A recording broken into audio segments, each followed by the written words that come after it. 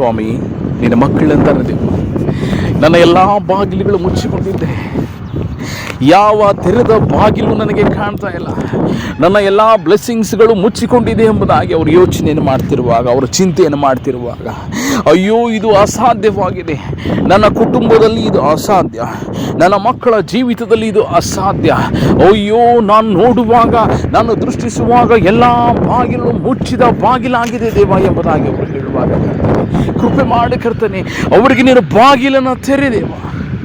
ಅಪಾದರೆ ಸ್ವಾಮಿ, ಅವರು ಯಾವುದು ಅಸಾಧ್ಯ ಎಂಬುದಾಗಿ ಹೇಳ್ತಾ ಇದ್ದಾರೆ ದೇವ, ನೀನು ಅವರಿಗೆ ಸಾಧ್ಯವನ್ನಾಗಿ ಮಾಡಬೇಕೆಂಬುದಾಗಿ ಪ್ರಾರ್ಥಿಸ್ತೇನೆ ದೇವ.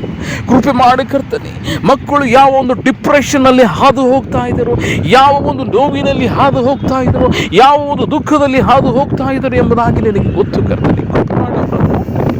ಕೃಪೆ ತೋರಿಸು ಕರ್ತನೆ, ಅಪಾದರೆ ಸ್ವಾಮಿ, ಮುಚ್ಚಿದ ಬಾಗಿಲು ಅವರು ಕಾಣ್ತಿರುವಾಗ ಕರ್ತನೆ, ನೀನು ಅವರಿಗೆ ಬಾಗಿಲನ್ನು ತೆರೆ, ಅವರ ಜೀವಿತದಲ್ಲಿ, ಅವರ ಕುಟುಂಬದಲ್ಲಿ ನಿನ್ನ ಆಶೀರ್ವಾದವನ್ನು ತೆರೆ ಕರ್ತನೆ.